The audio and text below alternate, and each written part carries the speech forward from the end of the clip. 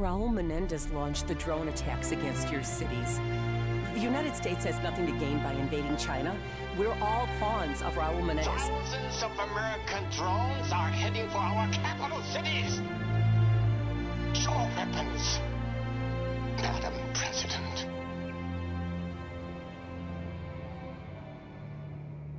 Madam President, the SEAL commander who captured Menendez requested to head up your security detail. He's our best authority on Menendez, and he still believes you may be a target. Sir, we have activity on the ground. Multiple hostiles. Drones. They're changing course. Los Angeles. I knew it was too easy to crack that Solarium drive. He's targeting the president.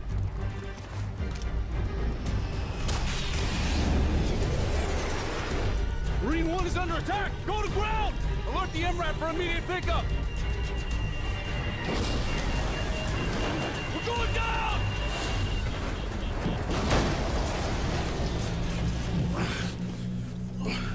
Madam President, are you okay? Yeah, I'm fine. Yeah.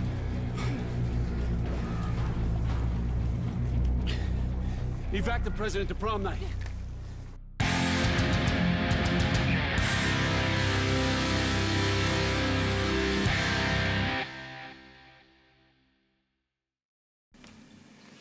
Hey everyone, it's Ben Valentine here. What you just saw was the intro cutscene for Call of Duty Black Ops 2, level Cordis Die.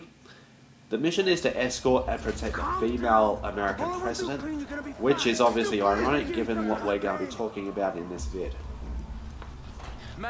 So let's review the past couple weeks. Jones, what's the status of the other convoys? LAPD reports surface streets are compromised. So I guess I speak for a lot of people who felt that Trump versus Hillary would put a lot of Americans between a rock and a hard place. Both Bill and Hillary Clinton share a history of scandal and corruption, starting with Monica Lewinsky during Bill's time in office, through to this whole email fiasco. Donald Trump, he's not a politician, but he's made it clear in the past that he did have aspirations. But he never campaigned for Congress or the Senate. He just wanted to go straight to the top, even if that meant making outlandish policies such as tightening Muslim migration, building a wall along the Mexican border. And along the way, he did not hold back from punching below the belt. Just the way he treated Ted Cruz was horrific, and to top it all off, you have women coming forward with allegations of sexual assault. So why did Trump win? On the day itself, it felt like Hillary would get it. Then, at the last minute, the Republican votes in the Midwest just shoot straight up, and you get a landslide victory for Trump. I honestly believe that as bogus as Trump was during his campaign, he actually said the right things to those who ultimately gave him the vote. And by that I mean frustrated, middle-class conservatives.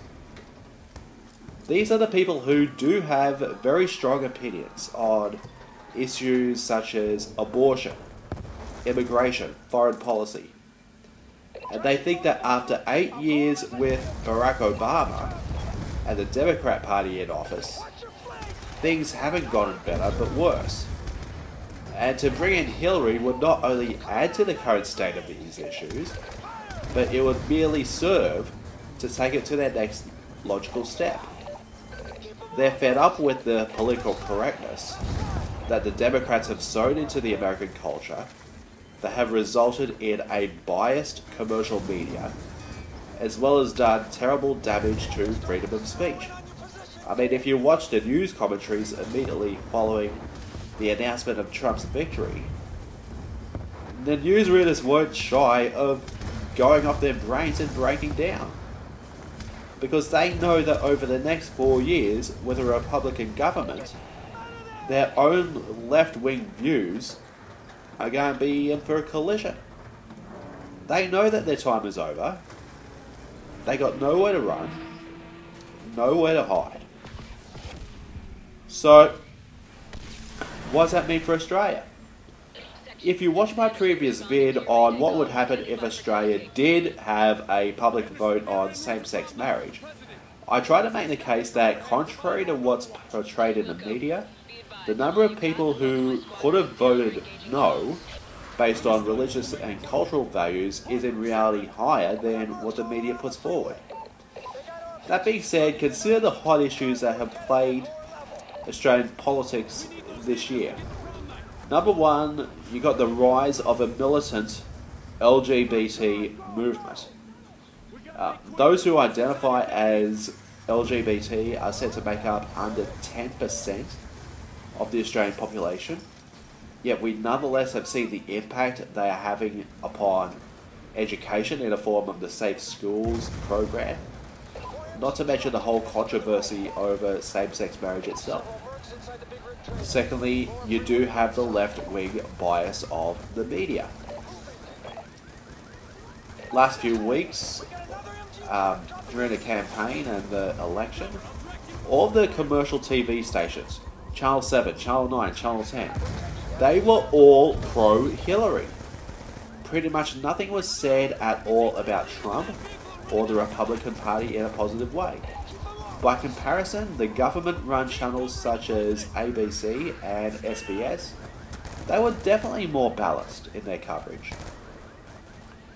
Jeff Durbin, the senior pastor of Apologia Church in Tempe, Arizona, some of you may have heard of him, he was on tour in Australia doing a series of conferences with James White on the week of the election, and in his latest podcast, he was completely shocked at just how the Australian media freely gave away its own political leaders. And when you really think about it, at our last federal election, the Liberal National Party got into government while Labor is in opposition.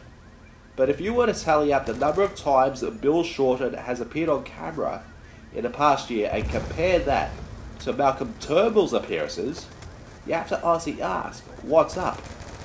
I mean, I've had to explain to friends coming in from overseas that it's actually Turnbull who's our Prime Minister and not Shorten, because just going by the media, they're confused as to who's really our Prime Minister.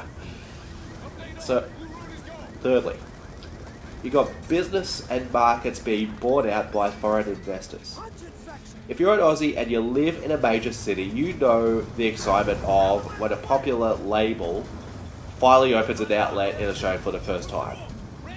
I remember when Krispy Kreme opened up in Brisbane. I think they used to have a shop in Albert Street. They eventually moved into the Myer Centre, but there was a line going right up through King George Square. It literally stopped traffic.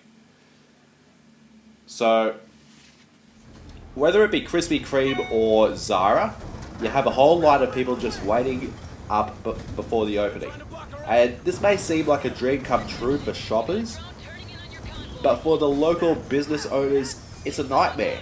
When not only do you have to deal with the competition, suddenly all your clients are going to this new guy in town, and not only is he earning money off the profits that you would normally be making, he's not even putting it into an Australian bank account. The same could be said of real estate. If you're a young person who lives on the Brisbane south side and you're thinking of buying a house, you know it's not easy, given that entire blocks of land are being bought for cheap by foreign investors, most of which have no plans to live in Australia themselves. They develop housing estates and apartment blocks, then proceed to sell or rent them out at as much as $500,000 just for a 3-bedroom townhouse. For the young person who's planning on getting married, starting a family while struggling on a minimum wage, the possibility of having their own place to call home is just impossible. Fourthly, controversy surrounding immigration policy, such as the offshore processing of refugees.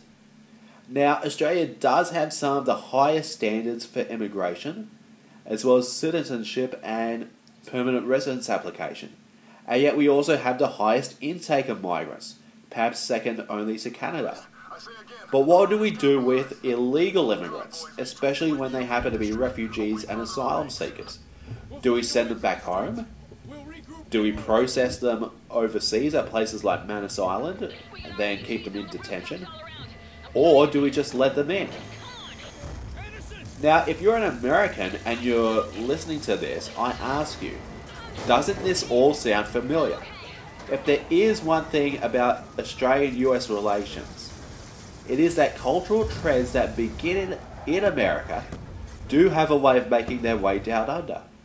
Just as American conservatives were fed up with the direction of their own political system, I think that come the next Australian federal election, we could see the rise of a rogue, ultra-conservative party under the leadership of someone the liberal media will initially write off as being a right-wing, racist homophobe, but they will have the ear of those who feel frustrated that Australia itself has been prostituted to the point of social, cultural, and economic bankruptcy. The question is, aren't these people already starting to show up? So, I think the next 4 years are going to be interesting. Not just for Americans, but for Australians as well. We could potentially see, how can I put it? To use an analogy, if you remember as a kid when growing up, you would sometimes see another kid, they've got the better clothes, they've got the better toys, they've got better things to eat after school. You look to your parents and you say, Mum, Dad, can I have that? No, you can't. Oh, but Johnny down the road has it. You know, it's that argument of, that kid has it better than me, why can't I have it? Obviously the parents trying to make up excuses, but I guess my point is, if Trump does succeed in getting things done the way he wants it, inevitably you're going to have people in Australia saying, well, America's able to do these things, we've got the same problems, what's stopping us? Sooner or later, someone's going to step forward and answer that question. So, I hope this does shed light on what I think is going to happen as a result, but do leave a comment in, what do you think is going to happen? Does Trump's victory have the potential to change things down under? Love to hear what you think. Talk to you soon.